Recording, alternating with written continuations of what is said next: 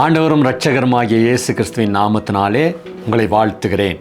இன்றைக்கு யாத்ராகமம் 23ஆம் அதிகாரம் 27ஆம் வசனத்தை உங்களுக்காக நான் வாசிக்கிறேன். நீ செல்லும் இடமெங்கும் உள்ள ஜனங்கள் எல்லாரையும் கலங்கடித்து உன் சத்துருக்கள் எல்லாரையும் முதுகு காட்ட பண்ணுவேன். இஸ்ரவேல் ஜனங்களுக்கு நிறைய சத்துருக்கள் இருந்தாங்க. அவங்க எங்கெங்கே போனாங்களோ எல்லா இடமும் சத்துருக்கள் இருந்தாங்க. அப்போ கர்த்தர் சொல்கிறாரு, அந்த சத்துருக்களை எல்லாம் ஓட விட்டு உனக்கு முன்பதாக முதுகை காட்டி ஓட வைப்பேன்றார்.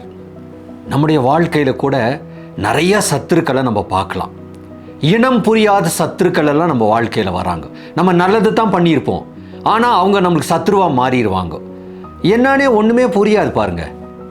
அந்த சூழ்நிலையை நம்ம யோசனை பண்ணி பார்த்தா, நான் நல்லது தானே பண்ணேன், எல்லாத்துக்கும் நான் நல்லது தானே செஞ்சுட்டு இருந்தேன், ஏன் எனக்கு இந்த மாதிரி சத்துருக்கள் வராங்க? இன்னைக்கு நம்மோடு கூட கர்த்தர் பேசுகிறார். அந்த சத்துருக்கள் எல்லாம் ஓடிடுவாங்களாம் நம்மளை விட்டு. எப்படிப்பட்ட கர்த்தர் பார்த்தீங்களா?